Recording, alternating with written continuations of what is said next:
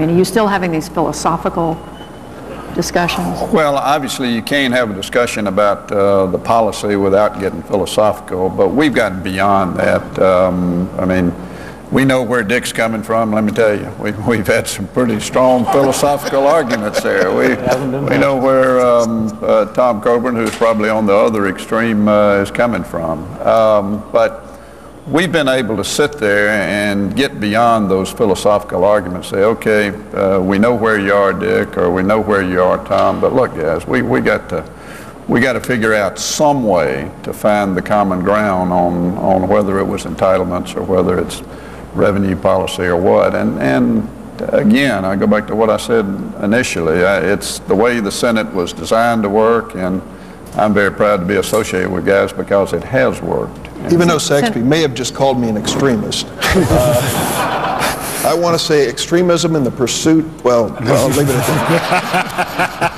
that. Senator Crapo, while you're doing this, you know, Senator Chambliss a minute ago used the word arrows. You and he and Senator Coburn in particular, not to say the Democrats haven't been taking some arrows too, but in particular you've taken some arrows on your side from those who believe that taxes just should not happen. And you know, I think of Grover Norquist, Americans for Tax Reform. There are other names I could mention. Are you truly able to function ignoring all that opinion out there and that is making itself known to you on a regular basis? Well, let me tell you, Judy, when we first voted for the Fiscal Commission report, the knives came out, right, Dick? And they haven't gone back in since. I mean, the fact is that when you are seriously talking about reforming the entire fiscal paradigm of the United States of America at a time of fiscal crisis like that which we face, we're talking about everything literally being on the table and being open for discussion.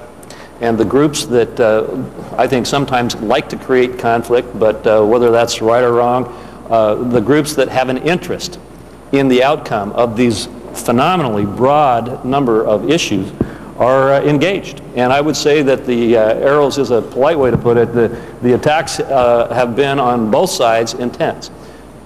Nevertheless, we can get past that. And frankly, I think a lot of these groups are going to be pretty happy when they see the ultimate outcome, because a lot of the fears they have are not as real as the product that we are working on. The bottom line here is that we have to continually remember that the status quo is also an option.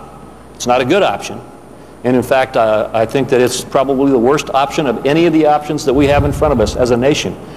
But as Americans understand that, then they become much more willing to engage in the serious kind of discussion that we've had in this group that has helped to find ideas. And what we've found is that thinking outside of the box, if you will, or working on new paradigms, we can find ways to achieve the objectives that we have across a political spectrum in ways that will provide popular support and political support. Well, I want to pursue that, because there are folks out there saying, well, it's great for the 6 of you or the 5 of you to be working on this, but in the real political world, it's going to be very difficult to turn what you do into real legislation. Well, so how do you, remember, Judy, how do you look at that? Look at some of the markers out there. You know, we had 64 senators a number of weeks back who kind of said, attaboy, stay at it, you guys. You know, you'd be surprised at the number of senators who are viewed as one end or the other of the political extreme, who've said to every one of us individually, stay at this. Because what is the alternative? The alternative is the potential of a debt crisis without the tools that government has had in the past in terms of fiscal policy and monetary policy. Interest rates at traditional levels that would take an economy that is slowly starting to recover, but is recovering, to grind it to a halt at a time when you've got potential another debt crisis in Europe, instability in the commodity markets. The notion that we wouldn't step up and try to put forward something that is transformative would just, I said to Peggy Noonan earlier, you know, the coalition government in the UK had a deeper problem, and they have stepped up. Now, we've got a different political system, but we would let the Brits outdo us? It's downright un-American. And I think there is enormous sense, and where I think, as we found, Saxby and I have done a little bit of a roadshow on this. You get outside the groups who want to preserve the status quo in this town, And Americans want to do their part. They want to be for something as long as they feel like it's something that everybody's got some skin in the game. And a lot of the plans that have been put out there so far have been, accurately or not, portrayed as, disproportionately one part of America versus another part of America bearing too much of the burden. I think the notion of what we are going to put out, or hopefully we can get to, is something where everybody's going to have some skin in the game. And I think you'll have enormous amounts of folks step up. And we've known from day one this was going to be a difficult process in and of itself, but even if we as a group of 6 were able to agree, selling it to our colleagues was going to be even tougher. So we've not had any complicated feelings about that. It's always been understood that it was not going to be an easy sale, and that's why it's been so difficult to find the right kind of common ground. And why it's been so difficult at the end, because in any negotiation, the major issues are always the ones you kind of put off till the end, and that's kind of where we are, and that's why it got so difficult right at the end. So coming to the end, does that mean you're close to coming out with a report? I ask you because you've got the negotiations underway with being led by Vice President Biden, and you were just telling me there's discussion, informal discussion between the two groups. Is that accurate? Well, yeah, it's very informal. I mean, I've kept John Kyle as well as Mitch McConnell apprised of where we are, not the details necessarily, but where we are in the process all the way through this, from the very first day that Mark and I sat down together and started visiting on this. Well, how is your track different from that track? Well, we're not integrated with them at all, other than the fact that you've got Democrats and Republicans sitting down at a table in that group, and obviously we are in our group. But what they have been focused on, as directed by the president, I think rightly so, is the debt ceiling vote. And what's it going to take to get 60 votes to raise the debt ceiling? We've always been more focused on the long-term issue, because they're not going to solve the $14 trillion debt. I don't think there's any way. That's what we have had our sights on from early on. So how do you see your timetable? How do you see this unfolding going forward?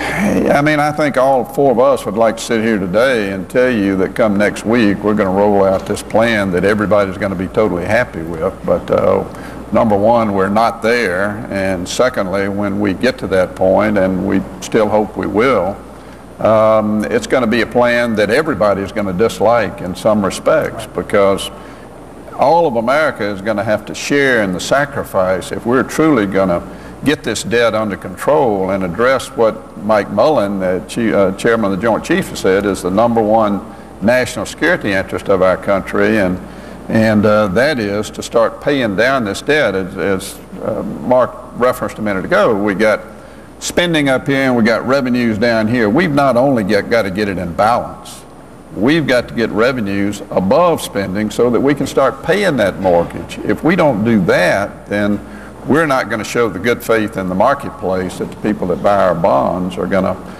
require us to show. So it's going to be a difficult process at best to convince folks of it, and we're not there yet, and we can't say that we're going to be there next week or the week after, but we're going to continue to dialogue about it. Senator Durbin, are you convinced, I'm going to ask each one of you, convinced that you can sell the rest of the Senate on what you come up with? We don't know till we try. And at this point, I think we'll all say this. We're receiving encouragement from both political parties not to quit, because I think people have seen the alternative. They know what happened when we debated the continuing resolution and came close to closing down government. They know what will happen if we don't address some of these debt issues in the near term and longer term, and they don't want us to quit. They may not agree, as Saxby and Mark and Mike have all said, they may not agree with our particulars, but they understand that our process is the only hope, a bipartisan process where people are giving on both sides and trying to reach a common goal. Putting aside our own politics, Democrats and Republicans, and trying to see what's good for this nation. That's what Simpson-Bowles Commission was all about. 11 out of 18 of us voted for it on a bipartisan basis. That's a pretty good thing. We wouldn't be sitting here on the stage, it isn't likely, without the good work they had done. I think there would be a gathering at the river at some point, Judy. I'm not sure when. I hope there will be.